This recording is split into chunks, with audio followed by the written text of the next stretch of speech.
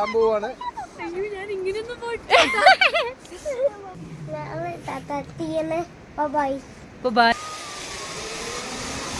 കഴിഞ്ഞ വീഡിയോ കണ്ടവർക്കറിയാം എത്ര ബുദ്ധിമുട്ടുകളിലൂടെയാണ് നമ്മൾ ലേയിൽ നിന്നും ഈ ഉപ്ഷി എന്ന് പറയുന്ന വില്ലേജ് വരെ എത്തിയിരിക്കുന്നതെന്ന്. ഇന്ന് ലഞ്ച് കഴിക്കാത്തതുകൊണ്ട് എല്ലാവർക്കും നല്ല വിശപ്പായിരുന്നു. ഒരു ചെറിയ കടയിൽ കയറി നൂഡിൽസും ചാവലും പറഞ്ഞു. പ്രായമായ ഒരു സ്ത്രീയും അവരുടെ ഹസ്ബൻഡും കൂടിയാണ് ഇത് നടത്തുന്നത്, ഫുഡ് ഉണ്ടാക്കി തരുന്നതെല്ലാം. ലോറി ഡ്രൈവേഴ്സൊക്കെ നൈറ്റിൽ റെസ്റ്റ് ചെയ്യുന്ന ഒരു സ്ഥലം കൂടിയാണിത്. ഒട്ടും നീറ്റല്ലാത്ത സ്ഥലമായതുകൊണ്ട് നമുക്ക് നൂഡിൽസ് മാത്രം അവിടുന്ന് കഴിക്കാൻ പറ്റുള്ളൂ. പിന്നെ ഞങ്ങൾ നേരെ ജിപ്സയിലേക്ക് പോവുകയാണ്. അവിടെ എത്തിയാലേ നമുക്ക് ഫുഡും അതുപോലെ തന്നെ സ്റ്റേയും ഒക്കെ കിട്ടത്തുള്ളൂ. പോകുന്ന വഴി ഒരു റിവർ ക്രോസിങ്ങും കിട്ടി. റോഡിൽ ഞങ്ങളുടെ 2 വണ്ടികളും മാത്രമേ ഉണ്ടായിരുന്നുള്ളൂ. പുറത്ത് നല്ല തണുപ്പുമായിരുന്നു.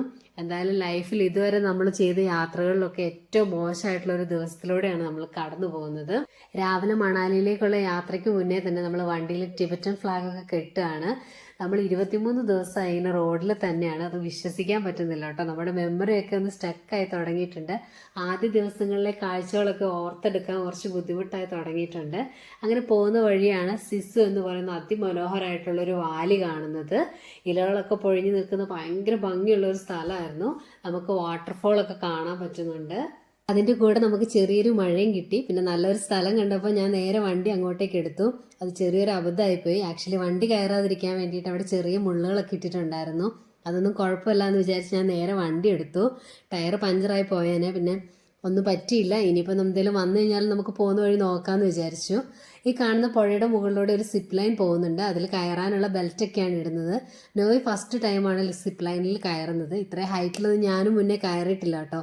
പിള്ളേർ 2 പേരും ഞങ്ങളുടെ ഓരോരുത്തരുടെയും കൂടെ ആയിരുന്നു പോകുന്നത്. അപ്പോൾ ഞങ്ങൾ പോവാണ്. നല്ലൊരു കിടിലൻ എക്സ്പീരിയൻസ് ആയിരുന്നു നമുക്ക് കിട്ടിയത്. പുഴയുടെയൊക്കെ മേലെ കൂടെ പോയതായതുകൊണ്ട് തിരിച്ചു വരുന്ന വഴിക്ക് സേറയുടെ ക്യാപ്പ് തെറിച്ചു പോകുന്നതാണ് കാണുന്നത്. സിപ്പ് ലൈനിൽ നിന്ന് ഇറങ്ങിയപ്പോഴേക്കും മഴ തുടങ്ങിയിരുന്നു. ഇനി ഞങ്ങൾക്ക് അടൽ ടണലിലൂടെയാണ് മണാലിയിലേക്ക് പോകേണ്ടത്. റോത്താങ് പാസ് ഒഴിവാക്കി 4-5 മണിക്കൂർ സേവ് ചെയ്യുന്ന ഒരു ടണലാണിത്. ഏകദേശം 9 കിലോമീറ്ററോളം ദൂരമുള്ള ഇന്ത്യയിലെ ഏറ്റവും ലെങ്തി ആയിട്ടുള്ള ഒരു ഹൈവേ ടണലാണിത്. ഇവിടുന്ന് പുറത്തിറങ്ങിയപ്പോഴേക്കും വേറൊരു ലോകത്തെത്തിയ പോലെ ഉണ്ടായിരുന്നു കേട്ടോ. മഞ്ഞുമലയാണ് ആ കാണുന്നത്. സ്നോഫോളൊക്കെ സ്റ്റാർട്ട് ചെയ്തിട്ടുണ്ട്. കഴിക്കാനായിട്ട് ഞങ്ങളൊരു കേരള കഫേയാണ് ഗൂഗിളിൽ നോക്കി കണ്ടുപിടിച്ചത്. നോയ്ക്ക് ബൈക്കൊക്കെ ഭയങ്കര ഇൻട്രസ്റ്റ് ആയിരുന്നു. അതുകൊണ്ട് അവനത് നോക്കി നിൽക്കുകയാണ്.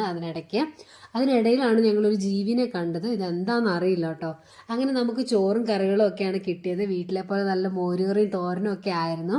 ഇനി നമ്മൾ അടിമ്പ ടെമ്പിളിലേക്കാണ് പോകുന്നത്. അവിടെ ചെന്നിട്ട് ഞങ്ങൾ ട്രഡീഷണൽ ആയിട്ടുള്ള ആ ഡ്രസ്സൊക്കെ ഇട്ടു.